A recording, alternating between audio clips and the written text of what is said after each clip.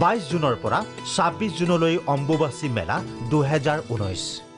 কেইবা লক্ষাধিক ভক্তক আদৰিবলৈ সাজু প্ৰশাসন উপায়ুক্ত পৰ্যটন নিগমৰ বিষয়া আৰক্ষী উচ্চপদস্থ বিষয়াসহ এটা দলে পৰ্যবেক্ষণ কৰে নীলাচলৰ চৌপাশ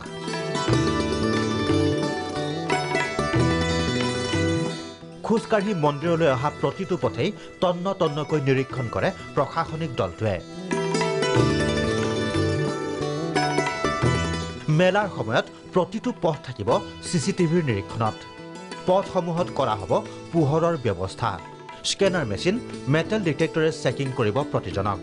বিগত বৰ্ষত ৰৈ যোৱা সুৰুঙাসমূহৰ পুনৰাবৃত্তি নকৰি নিৰাপত্তা ব্যৱস্থা কটকটীয়া কৰাৰ আশ্বাস প্ৰশাসনৰ বিগত বৰ্ষৰ তুলনাত অধিক থাকিব ভক্তৰ বাবে সুবিধা বৃদ্ধি কৰা হ'ব ভক্তসকলৰ বাবে শিবিৰ অধিক থাকিব পৰিবহণ বিভাগৰ বাহনো যিবোৰ যোৱাবাৰ আমি ভাবিছোঁ য'ত আমি গ্যাপ ৰৈ গৈছে সেইখিনি গ্যাপ আমি ফিল আপ কৰিবৰ কাৰণে চেষ্টা কৰিছোঁ আৰু এনেইতো আমাৰ যিখিনি যোৱা 2-3 বছৰ ধৰি খুব ডাঙৰকৈ পাতি আহিছে আৰু সকলোখিনি বেষ্ট প্ৰেক্টিচেছখিনি এডপ্ট কৰিয়ে আছে আমি যোৱাবাৰতকৈ অলপ বেছি চিন্তা কৰিছোঁ কাৰণ আমি এক্সপেক্ট কৰিছোঁ এবাৰ আমাৰ বেছিকৈ মানুহ আহিব বুলি আমি আশা কৰিছোঁ গতিকে আমি যোৱাবাৰ যিটো আছে তাতকৈ অলপ বেছিকৈ আমি আছোঁ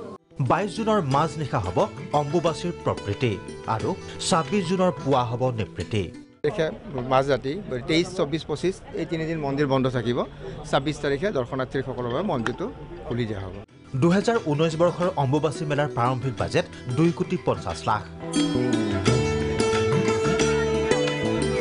প্ৰয়োজনত আৰু অধিক ধন মুকলি কৰা হ'ব বৰ্তমান এতিয়া প্ৰিলিমিনাৰী আমাক যিটো এষ্টিমেট দিছে সেইটো হৈছে 2.5 crores হয়তো তাতকৈ অলপ বেছিও হ'ব পাৰে এতিয়া আমাক যিটো বৰ্তমান আমাক দিছে 2.5 crores কামাখ্যাৰ অম্বুবাচী মেলা এতিয়া দেশজুৰি চৰ্চিত এক মেলা কোটাঘাটকাৰীৰ টাৰ্গেট থাকিলেও কামাখ্যা ধামৰ অম্বুবাচী মেলাত পূৰ্বতকৈও এইবাৰো অধিক লোকৰ যে সমাগম হ'ব সেয়া নিশ্চিত ভিডিঅ' জাৰ্নেলিষ্ট ৰুবুলৰ সৈতে সাইদুৰ ৰহমানৰ সহযোগত হেমন্ত বেজৰ ৰিপৰ্ট প্ৰাগ নিউজ গুৱাহাটী